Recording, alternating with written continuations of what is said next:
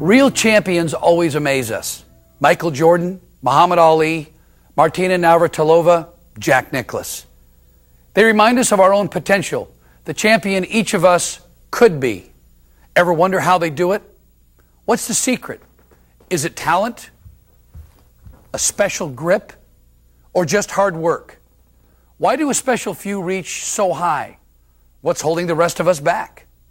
In the next few minutes, we're going to meet some of the top golfers in the world and find out what it takes to become the very best in any field, at any age. You're about to discover the intelligence of play and how it can dramatically improve your golf game, your career, your family, your whole life.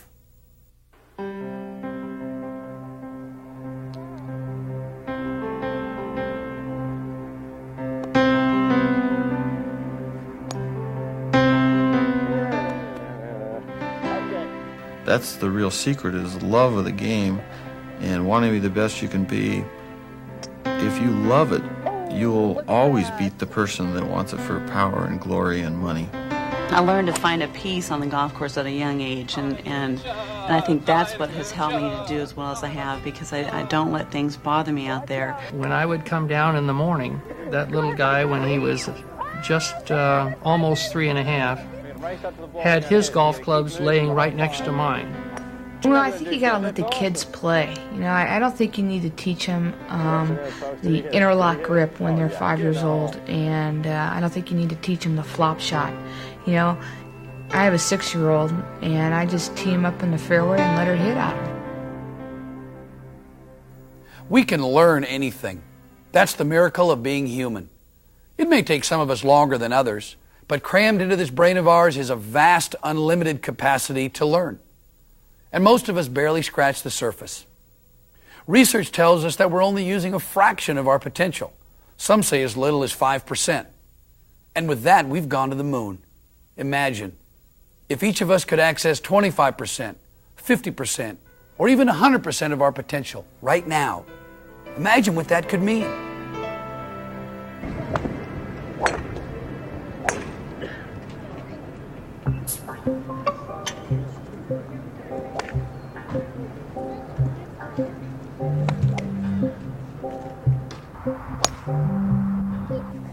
Grace, how's this one go? He goes in, she says. Does that look good to you? No. Which way? Right there. Okay. Very good.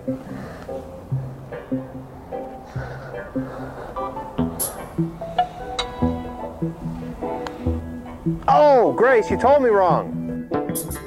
Come on, Tommy, let's get serious and make this putt. It's really funny when the ball gets on the ground, everybody goes, dink, dink, but you throw it up in the air. They know they got nothing to stop them. Kablooey! Grace, you're up. All right, Tommy. Tommy needs a fit bat. All right. She's gonna putt. Yes! Shot of the day! Ooh, that hurts. Next time you see a tour pro miss one of those and look at his putter like a 6-year-old made it with a baseball bat.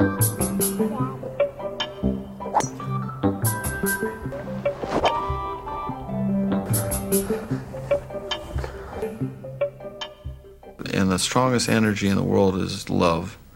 And if you're doing it because you love to do it, you got a chance to hook onto a clear channel. I call it clear channel.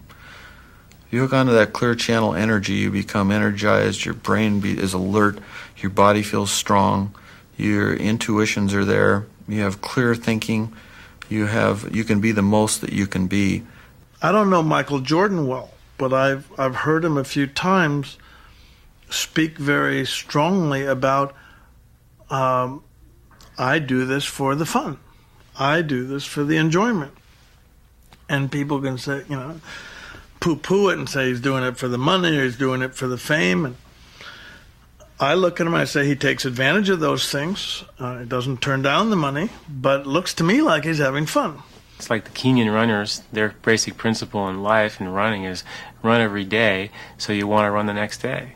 So it's fun, so you look forward to the next day of running. That's the basic concept, and that's why they do so well.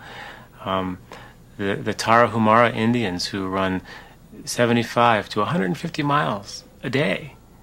They kick a little ball the whole way. When they do it in a fun way, the physiological experience is calm and composure and not stress in the midst of all this activity. 150 miles in a day is like a lot of activity. But their experience is internally composure and calm. That's that eye of the hurricane I'm talking about. Real playing is how real learning takes place. You can have conditioning, kind of Pavlovian conditioning of his dogs or behavior modifications through other means, which we look on as very serious, and which we generally call learning. But it's not learning, it's conditioning. Real learning takes place by what Maria Montessori would call the absorbent mind of the child, simply absorbing their universe, absorbing it, becoming it, and they do this through play. Too often people, starting at an early age, get wrapped up into learning how to swing a golf club instead of learning how to play. And to me, there's a big difference. Learning how to play golf is just getting yourself and a golf ball when you're a kid out in the golf course, by yourself usually, and just being imaginative, being creative.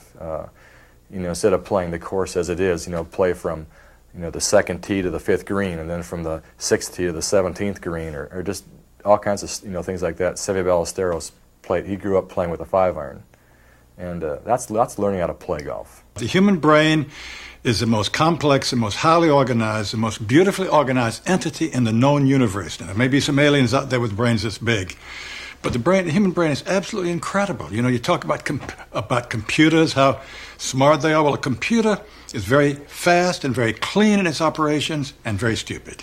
Sports is one thing, but nurturing children and allowing them to access the parts of the brain that we haven't been able to access is what this whole thing is about. Because if we can do that, the possibilities are endless.